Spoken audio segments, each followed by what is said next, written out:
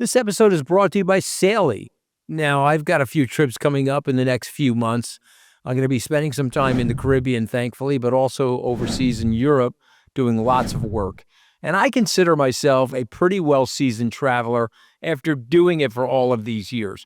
You would think I have it down to a fine art, but certainly I thought I did. But then I was introduced to Saily eSIMs, and my travel has been revolutionized. Changing my SIM is the one thing I always forget can be so time-consuming when traveling, but makes such a difference in my trip when I remember. Saily has the answer. It gives you the choice of eSIMs from over 180 different countries and 8 regions. So you always have a connection when you need it, and you will save a lot of money on roaming fees. All you need to do is download an app once, and it will ensure you stay online, save time, and avoid scams. It's really easy to install, and listeners of the podcast can get an exclusive discount on Saily's eSIMs today by going to saily.com/tripus. Hello and welcome to The Rest is Politics US with me, Katty K, in cold, grey Washington. And me, Anthony Scaramucci, on the island of Grand Cayman. Whilst you are dealing with your fountain and your swimming pool, we are looking at the potential... Excuse me, could you pass me the coffee? Oh, thank you, yes. Thank you for making it for me. Seriously, we're going to talk about what Donald Trump has said about Russia, rewriting history, really, saying that the Ukrainians started this war. That will be news to everybody in Ukraine and Europe and in America as we watched it with our own eyes as Russian troops rolled towards Kyiv. But it's a very interesting moment in US-Russia relations, and we're going to get into that. What does Russia have, or what does Vladimir Putin have over Donald Trump? And then we are going to look at the extraordinary story of the New York City Mayor Eric Adams, who has been indicted on corruption charges, has had those lifted, for the moment at least, by the president, who would like him to enact his own immigration policies. And what does that mean for America? And is America actually becoming more like Russia? We'll get into that in the second half. By the way, Anthony, it is day 30 of the Trump administration, which means there are only 1,400 more to go. I know you like your maths on that one, so I don't know how your stamina is doing, but day 30 feels to me like we have had month 30. I guess my question to you, I've been thinking about this all morning, so I just got to ask you this question. Why is anybody surprised, though? Trump praised Putin for 4 years. Trump said all kinds of nasty stuff about Ukraine and Europe during his 2024 campaign. It's the 30th day in. He's literally reciting Putin talking points at press conferences so badly, Katty K, so badly that he says, well, that's me saying it, not them. You know, meaning he's like repeating their stuff about Zelensky having an election, et cetera. So I guess why are we surprised? And then the second question is, should we be surprised that the Republicans in his own party, who vociferously disagree with him behind the scenes, they disagree with him strongly? Okay, we'll use a Trumpian word. They disagree with me strongly. You know, he talks about it like that, right? And yet they won't say anything in public. So number one, are we surprised? And why are so many people acting surprised? And then number two, why are the Republicans nowhere? I mean, the Democrats at this point, I don't know what they're doing. So I just almost feel bad for them. It's almost like they've got to it's almost like they got to sell the team. Like it's like a football expression. The team's not doing well. You got to trade out the players and recirculate. You know, the Democrats are out of it. But why aren't the Republicans fighting back? I would say that we're not surprised that Donald Trump is holding these talks with Russia without having the Ukrainians at the table. We're not surprised that he is saying that Ukraine is not going to get into NATO, or he doesn't think they are. We're not surprised that he's saying Ukraine's going to have to give up the territory that Russia is holding and won't go back to its pre-2014 borders. I don't think any of that surprises us. I was surprised when I heard the president on Tuesday night giving a press conference at which he said, basically blamed the Ukrainians for the war. And this was the phrase, you should have never started it. I mean, that is a step beyond anything I would have expected, even from Donald Trump. Yes, there are people in his administration, Tulsi Gabbard is one of them, for example, now the new head of intelligence, who has kind of tiptoed up to the idea that the war was somehow NATO's fault or the West's fault for pushing the bounds of NATO too close to Russia's border, and that then provoked the Russians to invade. Actually, if you listen to speeches that Vladimir Putin has been given right back since the kind of early 90s, you know that he's had Ukraine in his sights. But to hear the president of the United States turn black into white or white into black and say, you should have never started it, when it was Ukraine that was invaded by Moscow, is still, I find, pretty staggering. And I think what struck me as well listening to that press conference is how angry he is with Zelensky. He was really sounding pissed at the Ukrainian government. And this proposal of elections, I think, is buying, as you say, the Russian talking points. The Russians would love to put in a puppet government. They think if they can have elections, they can get in somebody who is basically a stooge of Vladimir Putin's. The only thing I can think of that's changed in the last few days since we last spoke was how angry Donald Trump apparently is, I'm hearing, at the Ukrainians' rejection of the idea that America should get half of their rare earth minerals as some sort of payback. And they didn't expect the Ukrainians to reject that so forcefully. And with Donald Trump, things are personal very quickly. Politics is personal for him. And to have Zelensky turn down what he thought was a great negotiating bid, I guess he's pissed at that. I mean, I think he thinks it's okay to negotiate with people and you start with a maximalist position, but he clearly, in Ukraine's case, it has annoyed him. And so he's now rewriting history and saying that the Ukrainians started this war, which is, as somebody I was on television with this morning said, this was a shameful day for the United States of America. So shameful, and I don't want to be histrionic, but it would be like Hitler coming into Czechoslovakia and Trump siding with him. I mean, so he's basically ceded the idea that there can be a liberal democracy in the Ukraine. He's basically saying that he wants it partitioned and he wants the Russians to take over, but he's saying something else, which is, I think, more dangerous. He's saying that the world order that was established at the end of the Second World War is now over. I, Donald Trump, decree it over, and we're now going to move into what is a multipolar neo-nationalist world. And so let me just define that for people. What he is saying with Putin, Putin's got his territory of the world. I, Donald Trump, not the United States, I, Donald Trump, have my territory in the world. And of course, President Xi in China has his territory. And so whatever's done in these respective backyards will be done by us. So I don't know. Does that mean that we're going to invade Canada? I mean, I don't think the United States is up for that.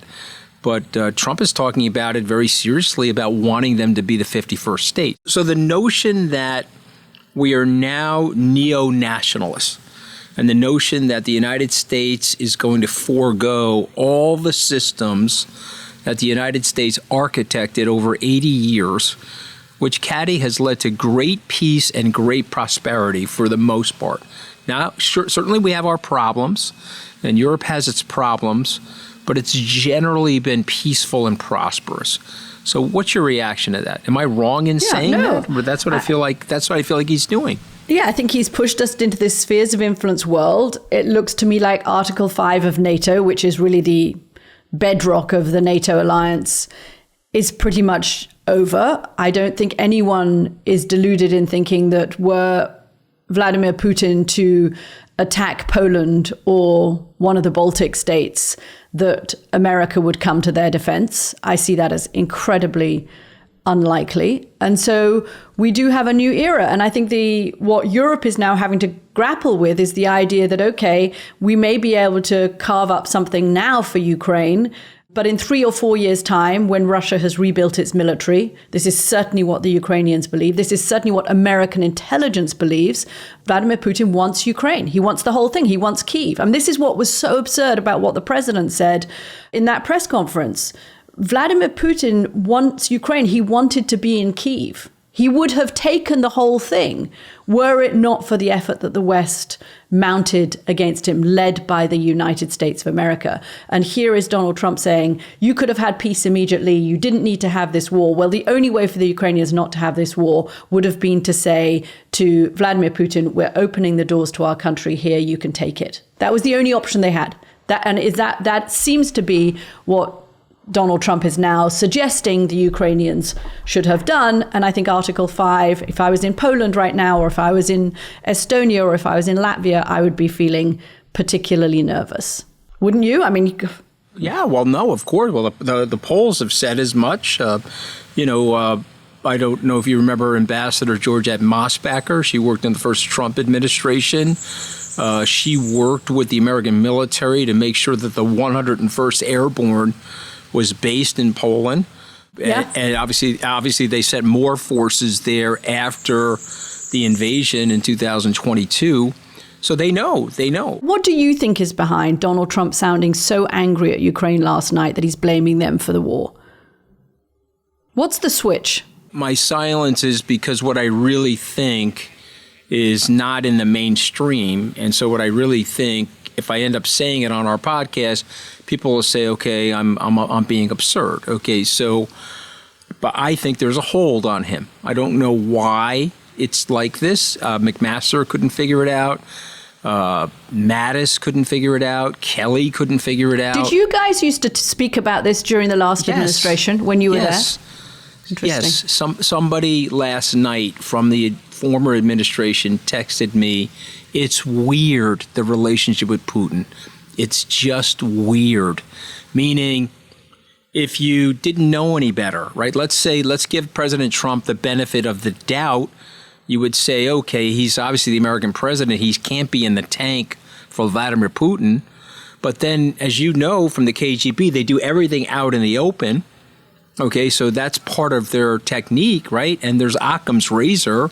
If we open up the window, you hear clippity clop outside. It's a horse, Katty. It's not a zebra. You can't overthink it. So this guy is repeating Kremlin talking points to the American media. He's bullying his Republican friends. You know, and I know, that more than one senator has complained about credible death threats where the FBI has reported to them, hey, we've got some credible death threats on our hands. And so I don't know. I mean, again, it's so obvious that it's probably not true. But you tell me, have we ever seen the sitting president of the United States go through talking points? Okay, Alexander Dugin, who is a very famous Inside of Russia philosopher, he wrote a piece which I sent to you this morning. Yeah, and he basically said that, Lavrov is running Trump. Lavrov will be briefing Trump on what to do here to establish this new world order, which is a post-Soviet but pro-Russian. Russia controls the Eastern European theater. I guess that means the reattachment of all of their republics and domination of Poland. I guess I don't know. I mean, am I being too aggressive by saying this, Katty? You got to tell me, because I don't want people to say, oh, he's got Trump derangement. I don't have Trump derangement syndrome. No. I have Trump reality syndrome. I'm just telling you what we all saw, what we're all worried about.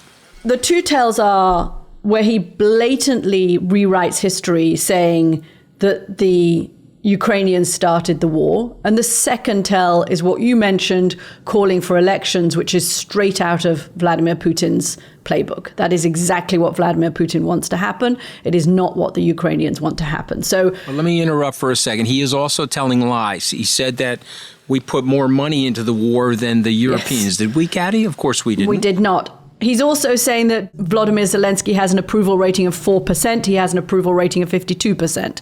I mean, it's not true. Right. Okay, yeah, so he's just telling right out, flat out lies, just like he does, I got 36% more of the vote than Vice President Harris because of TikTok. Actually, you didn't. You lost the youth vote. So this manufactured reality. You've got senators from the United States government who have just gotten back from the Ukraine, and they disagree with Donald Trump. And some of them are saying it.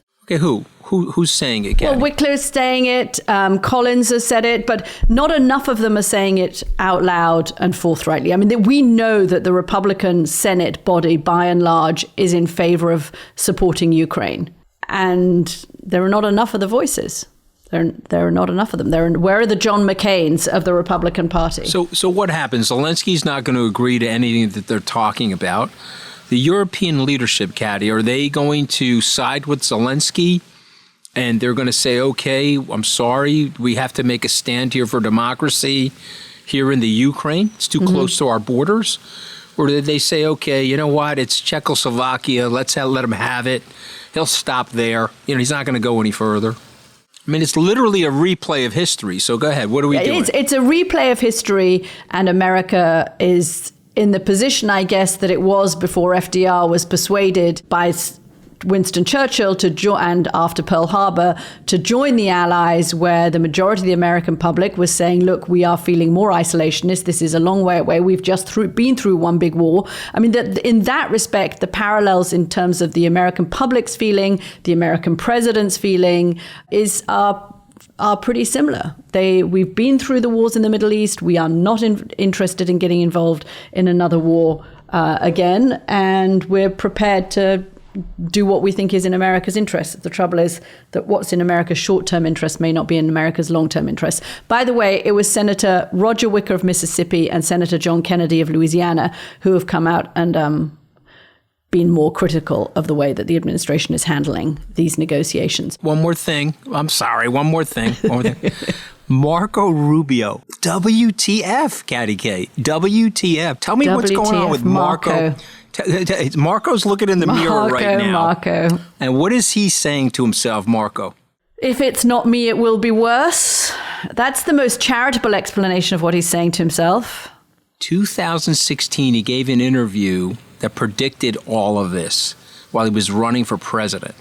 And he said that this would be a disaster for the West, and Trump was pro-Putin. Now he's sitting there as this guy's Secretary of State enacting the things that he said was a disaster 8 years ago. Talking about the wonderful geoeconomic opportunities that there could be for the United States in a relationship with Russia. Meanwhile, ignoring the fact that Vladimir Putin has been accused of war crimes, rape, murder, kidnapping of children in Ukraine, let alone that they invaded another country. And they would still like to, according to US intelligence right now, all the reporting is that Vladimir Putin has not abandoned his maximalist aims on Ukraine and would still like to go for them. And there is Marco Rubio, who was once one of the more pro-transatlanticist senators. Okay, here's a little twist for you that I heard this morning from a very smart American writer. So what this writer is arguing is that what is happening in Saudi Arabia and the peace talks around Ukraine at the moment is part of the Russification of the United States, where you have billionaires spending money, doling out flattery 100%. To the president. Totally agree. To get access and potentially business contracts. And you also have increasingly question marks over whether the US state is committed to neutrality, particularly when it comes to the issue of justice and the rule of law. Hi, everybody. Dominic Sambrook from The Rest is History here. Now, as you can probably tell from the noise of the pool, I am joined by a friend of the show, Anthony Scaramucci. And Anthony and I have a very special announcement. On Sunday, the 30th of March, Anthony is over in the UK, and we have decided to do a live show together at the Theatre Royal Drury Lane in London. Haven't we, Anthony? We have. You know, and thank God I'm not British, because the Brits actually admire my American arriveste attitude about life, okay? But in any event, okay, it'll be the first time on stage with Dominic. I am very excited. We're going to be doing a show on U.S. political history called The Rest is Assassinations, from Lincoln to JFK. But Dominic and I both know on the 30th of March, 2025, it's the 44th anniversary of the attempted assassination on Ronald Reagan. So there's not only assassinations here, which are terrible, but there's an attempted assassination, several of them, Dominic, right, throughout U.S. history. And so we're excited to go through this and what the impacts were on American history and global history. Right. And there's so many great stories. So obviously JFK, you and I disagree about JFK because I, of course, think it was Lee Harvey Oswald acting alone and you think differently. But there are other stories. You mentioned attempted assassinations. So, for example, FDR. FDR was almost shot before his inauguration in 1933. And that's an attempted assassination that really could have changed the course of history because no FDR. Does the United States still enter the Second World War? Does the story of the 20th century play out completely differently? So there is so much to talk about, and I'm really, really looking forward to doing it. What are you looking forward to most, Anthony? Well, I mean, all of that, but if I want to delve into a little bit of the Secret Service and some of the men in that service. Clint Hill is still alive. He was riding alongside of Jackie and John Kennedy on the 22nd of November of 1963. And we'll talk about what he saw, and we'll talk about what other agents have written about recently. And of course, now that Donald Trump is releasing the JFK assassination files, I think there'll be a lot to talk about there. I think people coming to the show are going to learn things that have never been said or heard before. So the listeners, if you're not excited by that, I don't know what would excite you, frankly. Pre-sale tickets are available this Friday, the 21st of February at 10 a.m. UK time for our founding members of the Rest is Politics US. You'll get an email with the link before the sale begins. If you're not a member, just go to therestispoliticsus.com to sign up. And if you're a subscriber on Apple Podcasts, send us an email on TRIPUS, TRIPUS at goalhanger.com to get your pre-sale link. General sale for this event will be open to the public on Monday, the 24th of February at 10 a.m. UK time. We'll send out the link on the Rest is History and the Rest is Politics US's social media feeds. We absolutely expect to see you there in the West End on Sunday, the 30th of March. And to tell you the truth, what I'm really hoping is that on the night, Anthony will finally reveal the truth behind the JFK assassination. Well, I'm probably going to Guantanamo for many reasons, Dominic, but that would be probably the top one. But anyway, I think you'll learn a lot. There'll be a lot of insight we'll provide and also provide great context on American and British and global history. Welcome back to The Rest is Politics US with me, Katty K, still in Washington, where it is still grey, still rainy, and that was your weather forecast from the nation's capital. How's your weather forecast, Anthony? Could somebody pass me those Oakley sunglasses, please? Okay, that's getting enough. a little bit too bright here. For those of you watching, if it is worth, guys, I know you were listening to this on Spotify or Apple Podcasts or wherever you get your podcasts, just flip over to YouTube for 1 second and do yourself a favor. You Brits are and really look at the something, though. sight I mean, of Mr. Scaramucci in the sunshine you never in go the on Caribbean. Vacation. We go on vacation. When we go on vacation, we actually take. Actually, I'm going to take another vacation just to prove the point that we go on vacation. The woman was on a yacht. She's like, I don't want anybody to know I'm on the yacht. She's like hiding the camera. It's like unbelievable. I have learned. You have done. You know, you've done me some favors. You've done me some favors. Yeah. I will flash off the yacht next time around. Okay, flash the yacht. Even your British friends like it. Okay, even they like it. They don't care. Talking of being flashy, I think it's worth putting the story that we're about to talk about, which might seem like a domestic New York City local government story, in the context of the extraordinary change that is taking place in America right now. And as this journalist who I was on television with, writer I was on TV with today, was explaining it, he just put it so well, which is that America is becoming Russified. And by that, he meant you've got these billionaires who are queuing up to try and buy influence, succeeding potentially in buying influence. You've got a billionaire who has a sort of a government position, cutting areas of the government where he has direct conflicts of interest. And we're just being told to trust that he has his own conflicts of interest sorted out and that he won't do anything that puts himself in an advantageous position with no evidence given for us. But in the case of Eric Adams, the mayor, and I want you to explain the story in a second, who had a very compelling indictment against him and has just had that lifted for political reasons, it gets to the question of what is the rule of law in the United States? Is there still fair rule of law where nobody is above the law, where the state is acting in a way that is neutral, because I would argue that the case of the mayor of New York is the most obvious and egregious example of where America is becoming more like an oligarchy where the rule of law no longer applies and can no longer be counted on. And I think that is what's critical here, that it can no longer be counted on to be applied neutrally. So fill us in on the fate of Mr. Adams. I want to take it one more step, though. Just think about this. If Kathy Hochul goes to remove the mayor, governor of New York. Governor of New York, if she goes to remove the mayor, will Trump's Department of Justice go after her and prosecute her for something? I know they're already looking into Tish James because that's one of Trump's mortal enemies who prosecuted him here in New York and got the felony charges against him. But in the case of Eric Adams, he is the former Brooklyn Borough president. I know Eric well. I have been an Eric Adams supporter. He was the best of the bunch that ran in 2022. He's a former New York City police officer, but it looks like he accepted some illegal gifts from Turkish businessmen, including hotel stays, flight upgrades. He gave out some preferential treatment. It's pretty well documented. All of that stuff is illegal. He took some illegal straw donations. You're not allowed to take foreign money into our domestic campaigns. Looks like he did that as well. Of course, Katty, all of these claims are alleged claims, and the mayor is entitled to his day in court, and he's innocent until proven guilty. But those are the alleged claims that are being referenced by the prosecutors. And they brought these charges against him. He then sent signals to Trump, and people should know this. They probably don't. He is a Democrat, Katty, but he was a former Republican. And he told people, I got to switch parties if I'm going to win the mayor's race in New York City. And so he switched parties.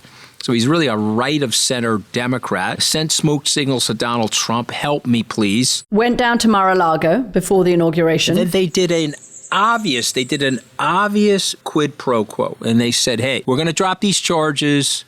You have a sanctuary city that you've been in support of, and the left supports these sanctuary cities. What does that mean? If you're an illegal immigrant, you can seek sanctuary in our city.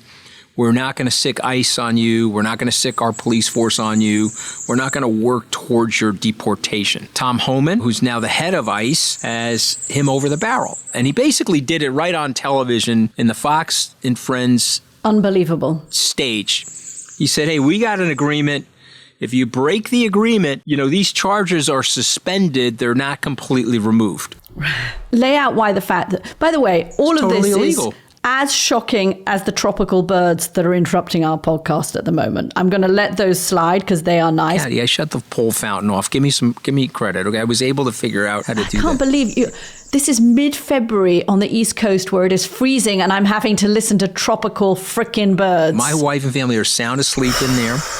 And I'm just letting you know, if I go in there, and Katty, I'm running for re-election in my marriage, Katty. Okay, this is like part of my campaign to be out here, okay? All our poor listeners in grey, rainy London right now, I apologize for the tropical bird sound. Anyway. The point being, they're breaking the law right in our faces. They're breaking the law so much so that the prosecutors are all leaving. The Southern District of New York used to be called the Sovereign District of New York.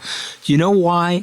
They didn't care about anything. If you broke the law, we're coming after you. They had a 98% prosecution success rate if the case went to trial. They were called the Sovereign District of New York. Trump is trying to dismantle it single-handedly, and he's got lead prosecutors resigning over this, and some of them have written excoriating letters.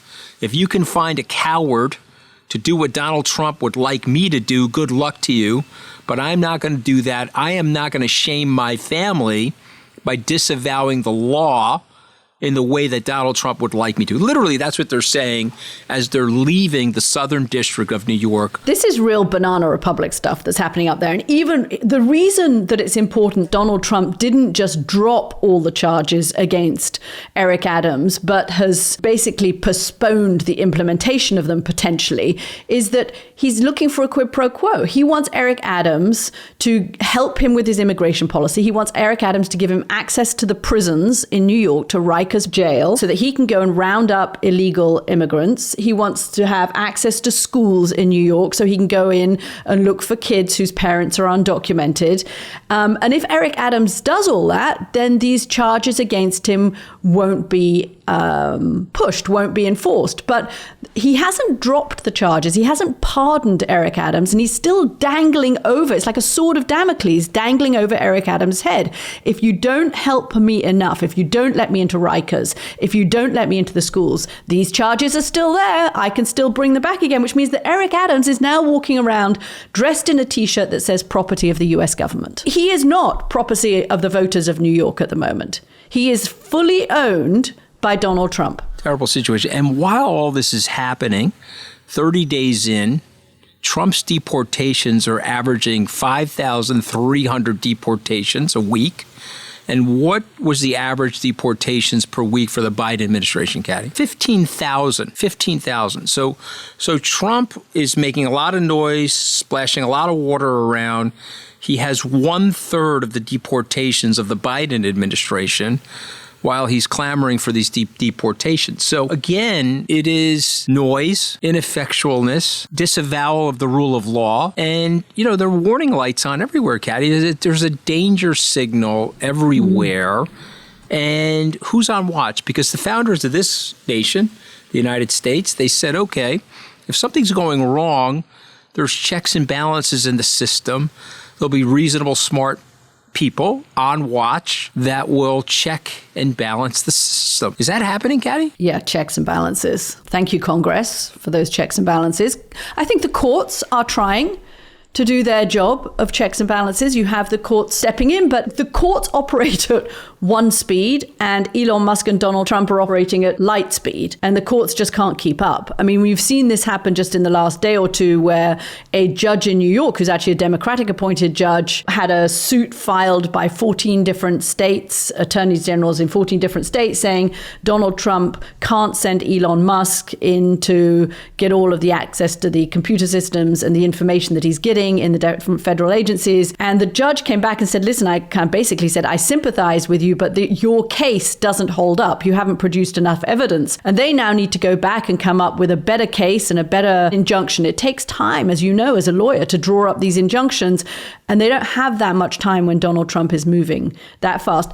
I want to ask you about one thing, and that's because you're the lawyer on this podcast, as we have said many times, a very brilliant constitutional lawyer you are quickly becoming in my book. Oh my God. The founding fathers and the, more importantly perhaps, modern presidents, ever since Watergate, have recognized the need to insulate the Department of Justice from the White House, right? To make it as protected as possible from the political machinations and desires of whoever is sitting in the Oval Office. And they didn't always do it perfectly, but they always at least accepted in recent history that was the aim of the DOJ, to make the DOJ as independent as possible.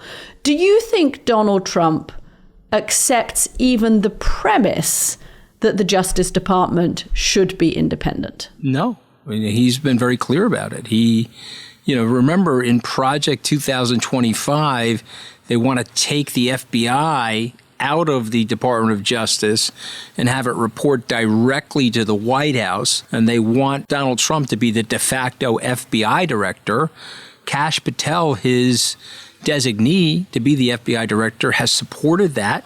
He has said openly on podcasts that he'd like to turn the J. Edgar Hoover building, the FBI building, into a museum of the deep state, a memorabilia museum of the catastrophe of what is known as the deep state. The system has benefited every single one of these people, Kash Patel, Elon Musk, Donald Trump. I'm not saying the system isn't flawed, but they want to end the system. They've decided that the system is over. Patel is on podcast saying he wants to turn the FBI building, the J. Edgar Hoover building, into a deep state museum. I mean, this stuff is crazy, but it's also dangerous because it's setting in. And alongside of it is asymmetric free speech. Praise Donald Trump, allowable. Don't praise Donald Trump, robots come after you on social media saying, well, you're going to get prosecuted. We're coming after you next. Can't wait to see you in Guantanamo Bay. What kind of nonsense is that? Yeah. I mean, I think that is exactly what people had talked about. You and I talked about before the election. Donald Trump said he was not going to do it. He was not going to go after his political adversaries.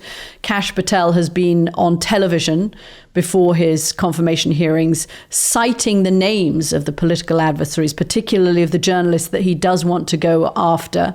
And the way, and I think this is why we wanted to spend a bit of time on the Eric Adams, mayor of New York story today, because it really does, it is emblematic of the way that the White House has captured the Department of Justice. And so now American law enforcement, which was meant to be neutral and just and fair, and nobody was above the law, and every citizen was treated equally, if the Justice Department is basically a wing of the White House counsel's office, then that premise is gone. And the Justice Department will go after, presumably, whoever the White House would like them to go after. And we know in the case of Eric Adams's lawyers, who, by the way, happened to be Elon Musk's lawyers, went straight to the White House counsel to have these conversations. They didn't even go to the Justice Department. They knew where to go. They knew where the power was.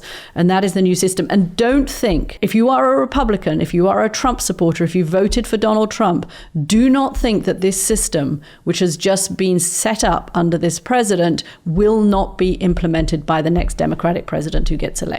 Once you've put this in place, we are now in a position where a Democrat will use the powers that Donald Trump has taken to seek retribution. And then what? That's a really good point. Will MAGA be fine if a Democratic president forces the Justice Department to do his bidding against Donald Trump's allies? I don't think so. No, listen, it's a really good point. Harry Reid did this. Remember, he changed the rules in the Senate to make these votes 51.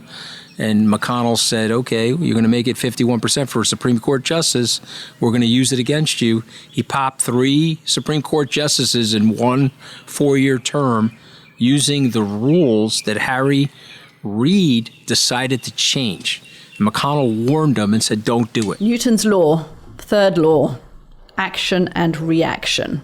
There will be reaction against all of this. We will be back on Monday next week with a YouTube live stream for our founding members at 4:30 p.m. UK time on Monday. That's 11:30 a.m. Eastern time on Monday. It'll be released on Tuesday as a podcast. And of course, we'll be back on Sunday with our question and answer session. Also for our founding members, do tune into that. If you're not a founding member, please join us. It's such a great club. We're loving getting your questions. When we do the YouTube, we ask everyone where you're dialing in from, and people are coming in from Vienna, Austria, New Zealand, Glasgow, Detroit, Michigan. It's great to have you all over the world, and we love seeing where you come from. So join us at therestispoliticsus.com. You can sign up there and we'll answer your questions this Sunday morning. I'll be back in the cold weather by then, Katty. Thank God for small mercies. I won't have to look at this view one more time. We'll see you next week. Thanks very much, everybody. Thanks for joining us.